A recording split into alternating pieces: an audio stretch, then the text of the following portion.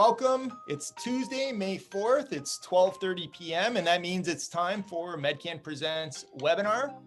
This week's is Workspace Workout with Medcan Director of Fitness, Steven Salzmann, and Fitness Manager, Anna Topali, who are coming in. Steven, how are you today? Well, thanks. Anna, how are you? You're there in the Medcan conference room. How are you doing today? Excellent. Thanks, Chris. Okay, it's great to have you on. Okay, so I am going to get us into our deck. Folks, we have a fun day. We have a fun webinar today. So essentially what this webinar is going to be is a little bit about the importance of exercise and the importance of exercise, not only for mental health, which it's Mental Health Week today, but also for decreasing COVID risk. There are some fascinating studies that talk about the risk of COVID and how it relates to fitness level. And then also the fact that there is everybody is kind of struggling in terms of the amount of physical activity that they're getting. And so this is going to be about how to get that in, how to fit it in between your video calls, in between your constant, Zoom, if you're surfing from Zoom and Teams and everything. We are going to help you get it in. Anna and Steven are in there. So who is this webinar for? It's to the people who roll out of bed and into their office chairs. It's to the people whose daily walk is the 10 paces to the fridge. It's to the ones who are in video calls from 7 a.m. to 7 p.m. to the people who dress up for work by trading their dirty sweatpants for clean sweatpants. But here's the thing. The nice thing about work from home is you can exercise anytime you want. So before, when we worked in offices, few people exercised at work because it was kind of weird. Like, if you looked at the cubicle next to you and the guy is like down there doing push-ups or something, you'd think, well, I'm not sure. But now we are home. Nobody can see you sweat in your condo, in your, wherever your office happens to be. So who do we have here? We have Steven Salzmann, the Director of Fitness at Medcan, and Anna Topali, who is the Fitness Manager at Medcan, to walk us through some exercise snacking tips, how to work out from home. So, Anna, Steven, why don't you take it from here? Absolutely. So overall, statistics show that COVID-19 pandemic has decreased the amount of physical activity that people are getting. And the declaration of COVID-19 as a global pandemic in March last year coincided with a very, very rapid decrease in step counts worldwide. With all of our smartphones and all of the data that we're tracking, we've actually been able to put a number on it. And a review of more than 19 million daily step count measurements taken by smartphone users worldwide found that some regions dropped by nearly 50%. McMaster's NeuroFit Lab says people are sitting more and exercising less during the pandemic. And 55% of people they surveyed say their mental health has declined since the onset of the pandemic.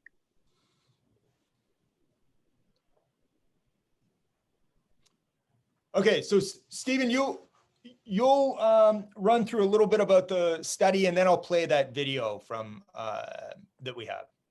Sure, absolutely. So I'll just go to the next slide. Oh, that's me, isn't it? Oh my gosh. Okay, 1 second. Sorry, folks. Yeah, here we go. So in 2021, the British Journal of Sports Medicine studied over 48,000 adults, and they found that physical inactivity is associated with a higher risk of severe COVID-19 outcomes. So according to this study, 48,440 adult men and women who had been diagnosed with COVID-19 in 2020, patients with COVID-19 who are consistently inactive had a greater risk of hospitalization, admission to the ICU, and death due to COVID-19 than patients who were consistently meeting physical activity guidelines. Now, the people who were in the least active group, who almost never exercised, were hospitalized because of COVID-19 at twice the rate of people who were in the most active group, and were subsequently about 2.5 times more likely to die. Patients who are consistently inactive also have a greater risk of hospitalization, admission to the ICU, and death due to COVID-19 than patients who were just doing some physical activity.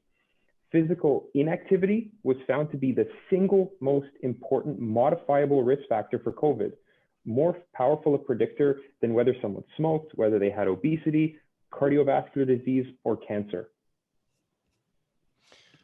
Okay, so we have a video of the lead author of that study, who we interviewed for. We interviewed him for Eat, Move, Think. So Dr. Peter Nord interviewed him. We're going to play that video. Our study found that patients who do regular exercise, that is, they meet the physical activity guidelines of 150 minutes a week of moderate or greater exercise, were 2.5 times less likely to die from COVID than those who were mostly always sedentary. In addition, they were also almost twice less likely to be admitted to the hospital, and just slightly less than twice as likely to go to the intensive care unit and be put on a ventilator. So a very dramatic effect. And so I think the take-home message for patients, for everybody around the world, is that you just need to walk. It's simple as that. Walking briskly 30 minutes a day, 5 days a week, is a great way to slice it up. Since the onset of the lockdown, people are exercising much less frequently, and it makes sense. I mean, they've closed down a lot of these venues, and I think a lot of us are working more hours virtually. We don't have the commute, but we're spending even more time on the job. And at the same time, we've seen average weight go up since the lockdown. So I think now more than ever, it's an issue that we are even getting less active, and I think it's going to show itself down the road. Chronic diseases are likely going to significantly go up as we get away from the lockdown and see what it did to us in terms of doing less physical activity. Certainly at this point, there has never been a better time to start an exercise program. You know, short of getting the vaccine, this is the single most important thing you can do to protect yourself from COVID. The other thing to keep in mind is each week, it seems like we hear about a new variant of this virus. And if you're going to protect yourself against the next variant or the next pandemic coming down the line, this is a wake-up call. You need to pay attention to it and start getting active to protect yourself. This is the single most important thing that you can do to cut your COVID risk. I just love that. I just love that. So let's go back into the PowerPoint. This is the study. Stephen, I'm going to hand it over to you again, but this is the study that Bob Salas, who we just saw, did. Yeah, absolutely. So this, I briefly summarized it, but I think it's so important that it's worth going over again, maybe in a little bit different light. And basically, this is cutting edge research. The science is in 2021. The British Journal of Sports Medicine published a study, as you guys can see on the screen, that physical activity is associated with a higher risk of severe COVID-19 outcomes. They found that consistently meeting physical activity guidelines was strongly associated with a reduced odds for severe COVID-19 among infected adults.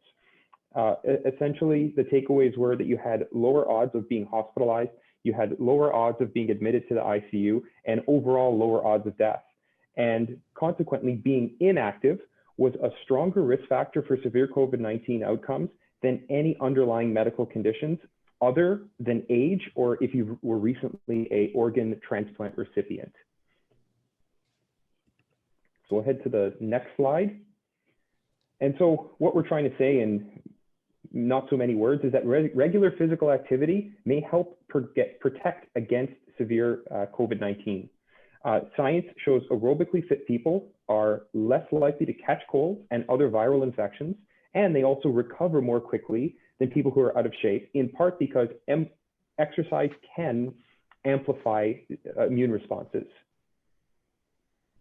And another point in terms of COVID-19 aside, the better fitness also heightens antibody responses to vaccines against influenza and other illnesses.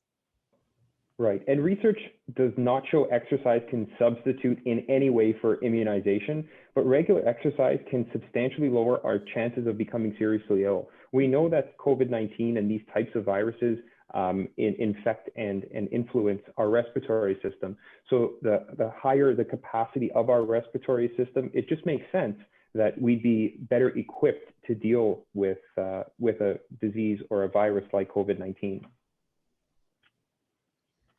So to sum up the message we're really trying to drive home here is staying physically active is more important than ever. So to introduce exercise snacking, what exercise snacking is, it's short bursts of movement you could do at home, in the office, outside. They can range from seconds or several minutes, and they're perfect for a quick break in between back-to-back calls and just to get your heart rate up.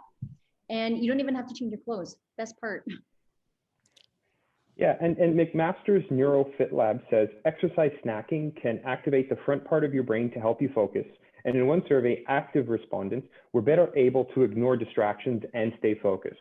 So if it wasn't just the COVID-19 protection and all of the other benefits that we know come along with exercising, it'll help you focus when you're stuck in front of a computer screen from 7 a.m. to 7 p.m. with back-to-back video conferences. And I'll hand it over. Okay, so how can you start snacking? So, you know, Bob Salas talked about walking, and walking is kind of the minimum thing to do to protect yourself against COVID.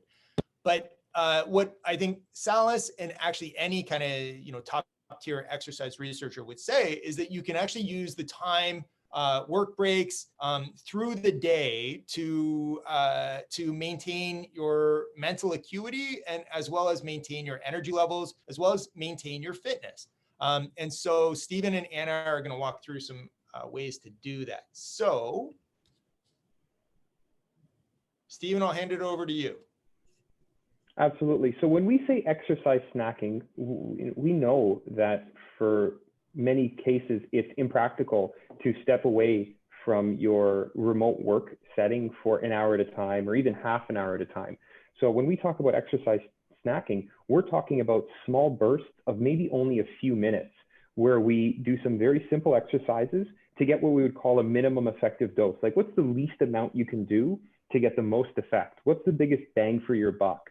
And so what we've done is we've put together 2 sample workouts here that don't require any equipment and that can be done at home. And then we'll talk, after we walk through the exercises, we'll talk a little bit about how we can structure this and how we can structure these workouts and how they can be used most effectively and how they can be progressed. So workout A and workout B attempt to hit all of the major muscle groups and movement systems of the body. And what I'll do is I'll talk through the exercises, and then Anna will be demonstrating them for everybody here. Workout A starts with a simple push-up, and these can be done modified if you need to. So on your knees instead of on your tiptoes. So you're on hands and feet all the way down to the ground, all the way back up. These will be followed by glute bridges. So a glute bridge is where you're laying on the floor, feet together, and you're going to have your knees bent, and you're going to consciously clench your glutes to lift your hips up off the ground until you can draw a straight line from your shoulder to your hip to your knee, and then right back down. Those are going to be followed by flipping over again and doing what's called a Superman. You're going to lay down on the floor, work to target your back muscles. You're going to put your hands behind your head, and then you're going to lift your upper body off the ground and try to get your elbows to touch the ceiling, and then return to the ground. Elbows and upper back off the ground and return to the starting position. And then last but not least, an exercise that's no stranger to anybody, we have body weight squats. So a nice upright torso, feet shoulder width apart, as low as you can comfortably get. If you feel pain in your hips, your back, your knees, don't go that far. And then all the way back up to the standing position. So there's workout A. And you'll no doubt notice that we've hit, if you do these, almost every single muscle group in the body. And then what I'll do is, Chris, if we can pull up those slides again, I'll give you some examples of what an alternative workout would look like, workout B. So, yep, we'll go back. And the first exercise in workout B, instead of a push-up, we'll have a negative push-up. So a negative push-up is you're going to start in the push-up position, as you can see Anna is, and you're just going to lower yourself to the ground as slowly as you can. And then once you get to the ground, or you collapse, you can get up using your knees, or by any means necessary back to the starting position. to lower yourself down as slowly as you can. Those will be followed up by, instead of a glute bridge in the first workout, a glute march. So this one is going to start to incorporate a little bit more core and a little bit of balance.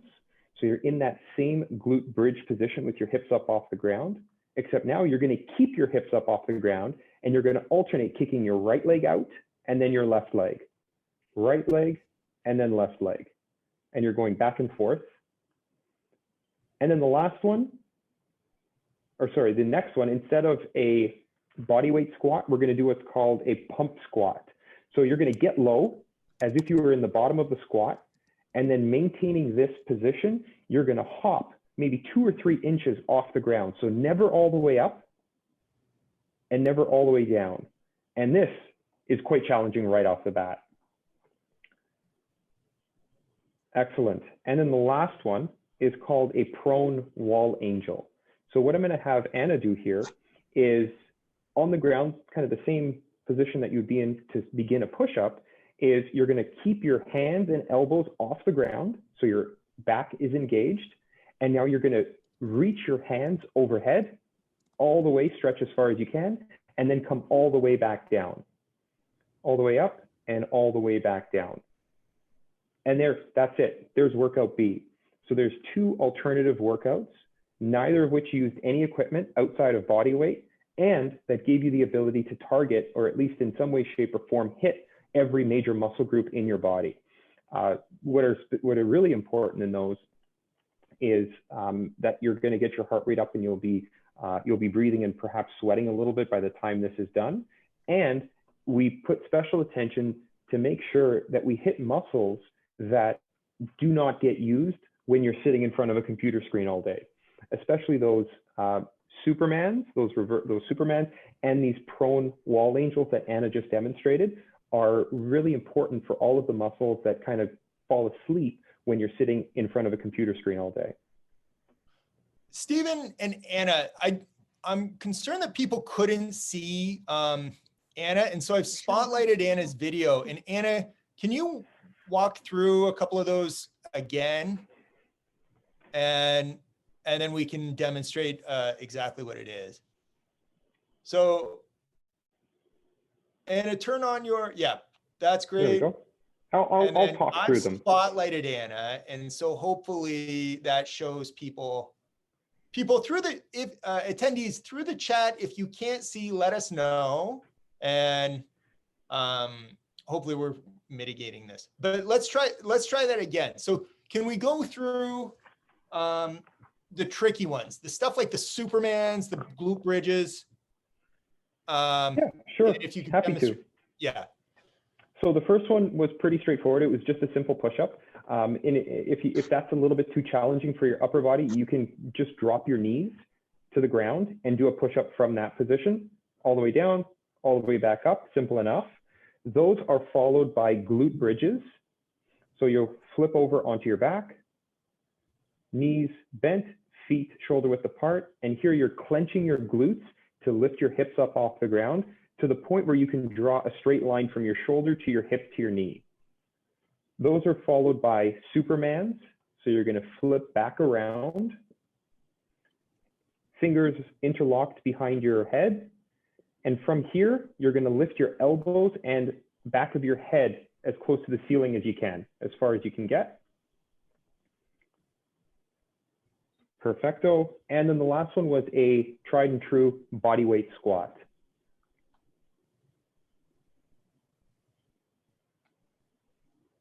Perfect. Rotate 90 degrees for us. Excellent. So there's workout A, a push-up, a glute bridge, a Superman, and a body weight squat. Workout B was a negative push-up to start.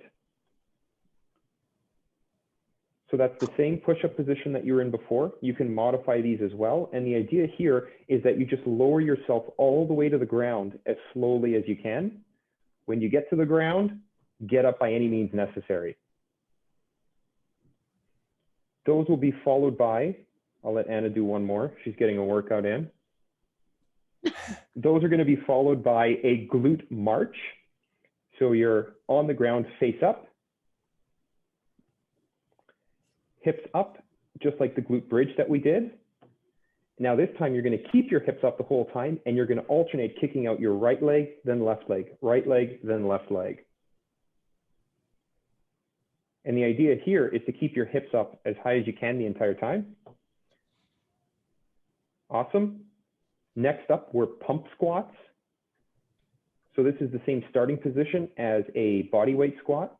You get all the way down into the pocket. Safety first, Anna. And then it's just a little hop at the bottom of a squat. So you're never actually coming all the way up. And this one will really start to burn in a few seconds.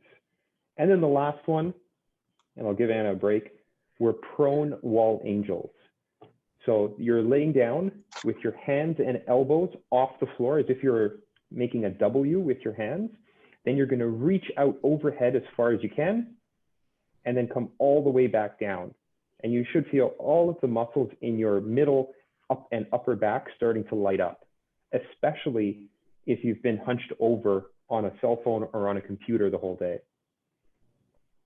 And there we go. 2 straightforward workouts that don't use any equipment and hit all muscle groups of the body. That's amazing. And I think you've got a workout in yourself. Okay, so I'm going to take you off the spotlight, and then why don't we walk through how to incorporate these through your day? Sure, absolutely. So the 2 big questions are frequency and intensity. How often should I do these exercises, and how intense should they be? So what I'll do, the main takeaway is that doing any of these is going to help you increase your physical activity. And if you're just starting out, it's common knowledge that you should start slow and work your way up.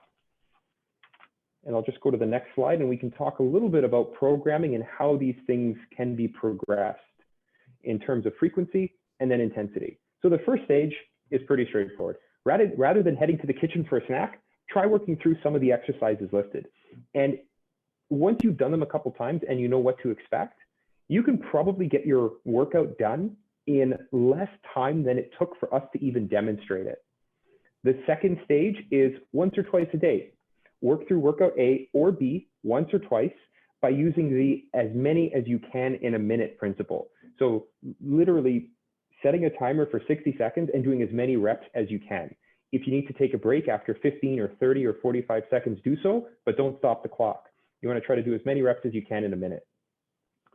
So example, workout A, try to do as many push-ups as you can in 60 seconds. Then after a quick rest, move to glute bridges, supermans, and bodyweight squats. The third stage is to alternate between workout A and B as you move throughout the day. And then ultimate ninja stage, I didn't come up with that name, was to try to do max in a minute, alternating between workout A or B every hour on the hour throughout the day. And that will leave you energized and in, well, I don't know if I want to say better shape than ever, but maybe at least in the best shape you've been since COVID began. That's great. So we are happy to take some questions.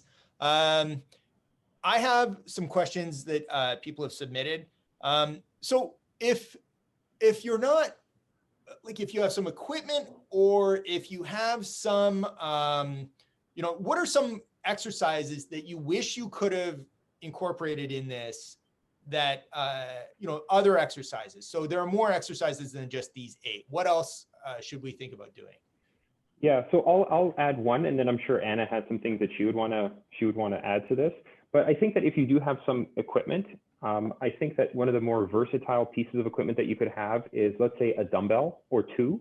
And many of these exercises lend themselves to dumbbells. If you want, it could be as simple as doing these exact exercises, except doing them all with a 5 or a 10-pound dumbbell in each arm. And all of a sudden, you've got yourself a lot more progression and the ability to make this a lot more difficult than it otherwise would have been with just body weight. Yeah, and to add to what Stephen's saying in terms of if you have any equipment at home, what I would incorporate it is any movements that also move you laterally, so just in a different plane. TheraBands are a great resistance for lateral steps. So you have the TheraBand around your ankles and you're doing your steps laterally just to engage your hips some more. I noticed there's no burpees on here, which was surprising to me, because we've talked about burpees in the past, and I know in general trainers tend to love burpees. So can we talk about why no burpees? Or Stephen, are you a burpee hater? What is? I see you're rolling your eyes. I don't know what's happening there. Yeah, I don't know. This might get me in trouble depending on the trainer that you ask. Burpees are kind of they're kind of like a filler exercise. They don't really do any one thing that well except for get you out of breath. And there's so much going on that it's too easy for them to become really, really sloppy. And if your goal is just to get you out of breath, I think that we can find much more useful and targeted ways that also improve other measures of physical fitness than just getting out of breath. So I love this question. Someone's just submitted a question. Do you have any suggestions for people who would find these exercises too advanced? I'm a senior and these are not possible. Stephen, Anna, what do you say to that? Yes, absolutely. With any of these, I'm just going to pull up the workout here. With any of these, first of all, the general principle is you don't want to overexert yourself. And if at any point in time, anything that we're doing here causes pain, then you should stop immediately. But with any of these exercises, whether it's the push-ups, the glute bridges, the supermans, the bodyweight squats, Anna was demonstrating essentially perfect technique with full range of motion. And that's because she's practiced those exercises for years and years and years, and she has the mobility and the stability to do them. If you don't, that's okay. But if you still want to get the benefits of some type of movement or physical activity and you can't go for a half-hour walk, then any of the things that we did, you can do them in a smaller, narrower range of motion to where you feel comfortable, right? You don't have to squat down all the way to your hips past parallel. You can go as low as you can, or even to sitting down on a chair and then getting back up so you have that extra support. The fact is that the main benefit of these exercise snacks is that you are moving where you otherwise would just be sitting or sedentary. And to add to what Stephen's saying, like excellent point, I would also just work on just slowing them down if you feel you need to. I would never compromise form for speed. Do you know what I mean? So just make sure you got the form down right, slow it down, and then with time, as you progress through them and you repeat them over the span of however many days or weeks, then you can start speeding up the movement a little bit. Yeah, we didn't say specifically how fast you should be doing them or how many reps you should do in a minute. It's as many as you can, whatever that is. For some people, that might be 1. For other people, it might be 75 bodyweight squats in a minute. Or 1, right? Like, so if you've got to start somewhere. And I think Salas's suggestion about walking to build up a bit of aerobic fitness is not a bad thing. And then you can gradually segue over this. So the next question speaks to, again, kind of beginner, what works for beginners. So the person said, I now feel guilty for not going out for my lunchtime walk by attending this webinar, which we were cognizant of. We knew that, a workout where we're saying this is for people who are on screens all the time that is actually on a screen is a little counterintuitive. So I have a lot of weight to lose, so anything on the floor is out of bounds for me, but can adapt to wall push-ups, wall bridges, etc. Just ideas on what to target. I do my moderate activity minutes per week. Everybody's got to start somewhere. I think this question is so great. Why don't I hand it over to the two of you? Sure. And I mean, yeah, it's not lost on us that we're telling you not to be on a screen all day while on a screen. But we have to know our audience and where to find them. So that's what we're doing now. I think that the main takeaway is that anything is better than nothing. And if you can get that walk in, that's excellent.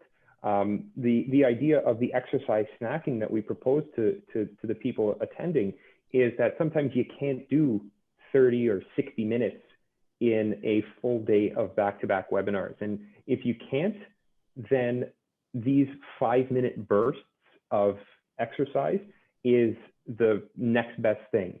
And it's meant to give you an option for what's possible if you don't have that flexibility in your schedule. Okay, that's great. The interesting thing I think about this is that you have to start somewhere, and that's actually what you and Anna and your team do, is help people start by designing a program that is perfect for that person, that reduces the risk of injury. Stephen, can you talk a little bit about what your staff, what the Medcan trainers can do for people in these situations, and then how to engage? So, these are the virtual sessions. Yeah, absolutely. So, I mean, first and foremost, what a personal trainer should be doing, what all of our personal trainers do, is they get an idea of what your strengths and weaknesses are, what you can and can't do. And then their job, first and foremost, is to create a program that plays to your strengths so that you get that workout effect given what you can do.